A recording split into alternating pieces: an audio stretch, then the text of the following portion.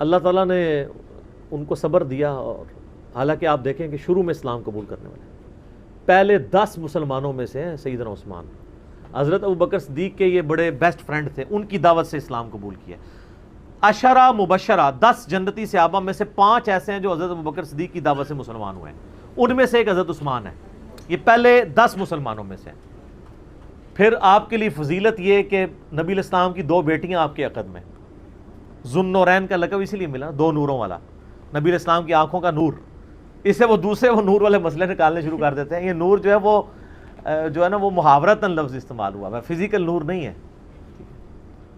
ویسے تو ہم نبی الاسلام کو نور مانتے ہیں، نور ہدایت ہے، میرا اس پہ بھی کلپ ہے، اِنَّا أَرْسَلْنَاکَ شَاهِدًا وَمُبَشِّرًا وَنَذِيرًا وَدَاعِيًا إِلَى اللَّهِ بِإِذْنِهِ وَسِرَاجًا مُنِيرًا، تو مانتے ہیں، چمکا دینے والا سورج۔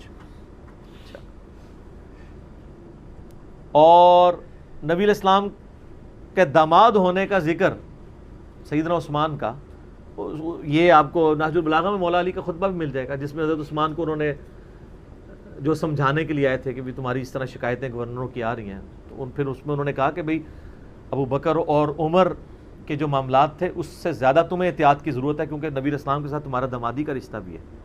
یہ نہج البلاغہ میں شیعہ کے ہاں خطبے میں موجود ہے،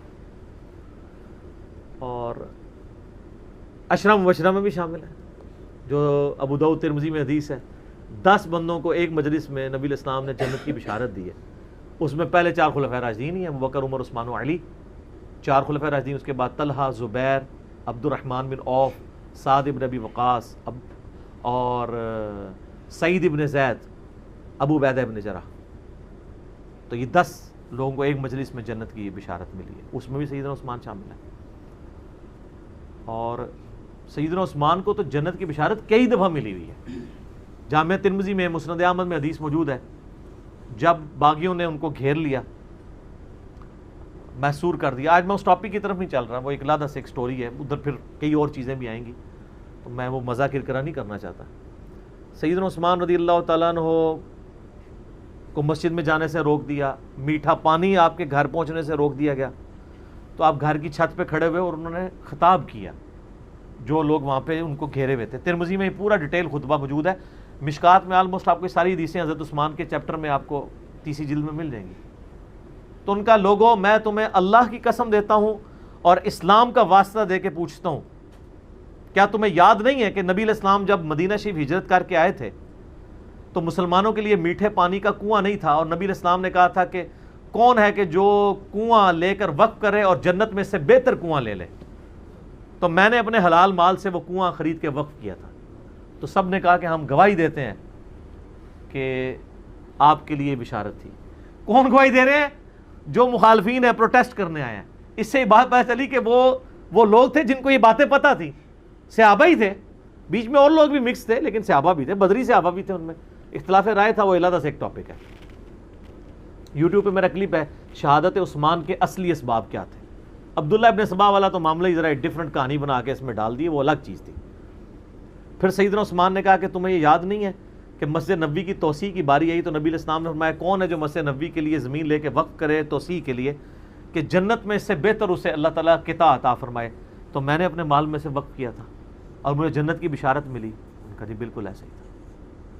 پھر ان کا جو جیش العسرہ تھا، تنگی والا جہاد، یعنی تبوک، جہاں پہ جہاد فرض ہو گیا تھا ہر مسلمان پہ کیونکہ رومن امپائر سے ٹکرانا تھا، تو نبی علیہ السلام نے جب چندے کی اپیل کی تھی تو میں نے 1000 دینار نبی علیہ السلام کی جھولی میں ڈرا کے ڈالے تھے، اور نبی علیہ السلام اپنے مبارک ہاتھوں سے یوں ان کو الٹ پلٹ کرتے تھے اور کہتے تھے عثمان جنتی آج کے بعد جو مرضی کرے۔ تو انہوں نے کہا کہ ہم گواہی دیتے ہیں۔ سر یہ 1000 دینار آپ کیا سمجھ رہے ہیں کتنی رقم ہوگی؟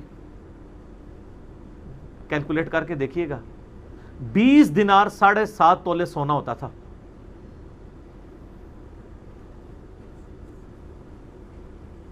تو 7.5 تولے کو 50 سے ضرب دیں،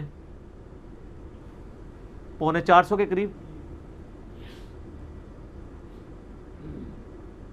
بلکہ اس سے بھی زیادہ۔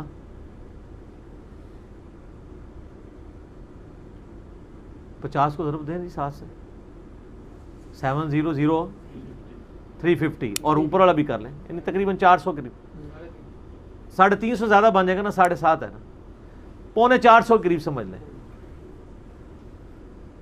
450 تولہ سونا، اور آج کل کیا ریٹ چل رہا ہے؟ 70,000 ہے، 70 سے زیادہ ہی۔ ہاں، تو یہ 2.5 کروڑ سے زیادہ رقم بنتی ہے آج کی، اگر 70 لگائیں گے تو جا کے گھر حساب کر لیجئے گا، 2.5-3 کروڑ رقم بنتی ہے جو حضرت عثمان نے غزوہ تبوک کے موقع پر دی ہے، اور نبی علیہ السلام نے جنت کی بشارت، انہوں نے کہا ہاں جی بالکل آپ کو جنت کی بشارت ملی تھی اس بات کے اوپر۔ تو انہوں نے کہا تم مجھے نہ، اب یہ یعنی بشارتیں گنواتے جا رہے تھے، اور حضرت عثمان کہہ رہے تھے دیکھو مسجد میں نے وقف کی، مجھے مسجد میں نماز نہیں پڑھنے دے رہے ہو، کنواں میں نے لے کے دیا اور مجھے میٹھا پانی نہیں، مجھے کڑوا پانی پینا پڑتا ہے، مجھے تم پانی تک نہیں جانے دے رہے ہو، اور تم مان بھی رہے ہو ان چیزوں میں مجھے جنت کی بشارت ملی ہوئی ہے۔ پھر حضرت عثمان نے چوتھا اور آخری سوال کیا کہ کیا تمہیں یہ حدیث نہیں پہنچی ہے، اور یہ حدیث بخاری میں بھی ہے، ترمذی کا یہ والا حصہ، کہ نبی علیہ السلام ایک دفعہ پہاڑ ہیرا کے اوپر چڑھے، ہیرا پہاڑ کے اوپر، حضرت ابو بکر، عمر اور حضرت عثمان یہ ساتھ تھے نبی علیہ السلام کے، 4 بندے تھے یہ ٹوٹل، تو پہاڑ جو ہے وہ جھوم پڑا، ہلنا شروع ہو گیا، وہ تو بخاری مسلم حدیث ہے، ہیرا ایک پہاڑ ہے لیکن ہم سے محبت، وہ احد پہاڑ کے بارے میں آتا ہے، احد ایک پہاڑ ہے، وہ ہم سے محبت کرتا ہے، ہم بھی اس سے محبت کرتے ہیں، بعض روایتوں میں احد کا ذکر ہے، بعض میں ہیرا کا ذکر ہے، بال الٹیمیٹلی یہ ہے کہ نبی علیہ السلام نے فرمایا کہ اے پہاڑ تھم جا، اس وقت تجھ پہ 1 نبی، 1 صدیق اور 2 شہید ہیں۔ 2 شہید کون؟ حضرت عمر اور عثمان۔ جو مسلم کی حدیث ہے اس میں یہ ہے کہ حضرت علی بھی تھے، طلحہ بھی تھے، زبیر بھی تھے، تو نبی علیہ السلام نے فرمایا کہ اس وقت تجھ پر انبیاء، شہداء اور صدیق کے علاوہ کوئی نہیں ہے۔ اس سے یہ بھی نبی علیہ السلام نے غیبی خبر دے دی کہ یہ باقی سارے شہید ہونے والے ہیں۔ حضرت طلحہ بھی شہید ہوئے ہیں جنگ جمل میں، حضرت زبیر بھی، اور مولا علی بھی، اور سیدنا عثمان بھی۔ تو انہوں نے کہا ہاں آپ کو شہید ہونے کی خبر دی تھی، تو انہوں نے کہا اللہ کی قسم، رب کعبہ کی قسم میں کامیاب ہو گیا، میں نے تم سے یہی منوانا تھا کہ نبی علیہ السلام نے مجھے شہید کہا ہوا ہے، میں شہید ہوں۔ پھر ترمذی میں ایک حدیث موجود ہے کہ نبی علیہ السلام نے فرمایا کہ فتنوں کا دور ہوگا، اس فتنے کے دور میں یہ شخص ہدایت پہ ہوگا جو سامنے جا رہا ہے۔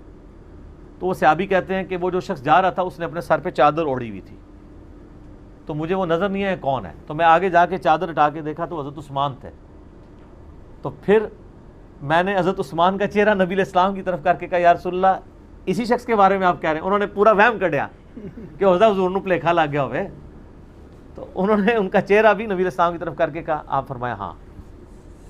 تو اسی وجہ سے ہم ان کو خلیفہ راشد مانتے ہیں، اور ان کی بے احترامی کسی طریقے سے بھی ایکسیپٹیبل نہیں ہے۔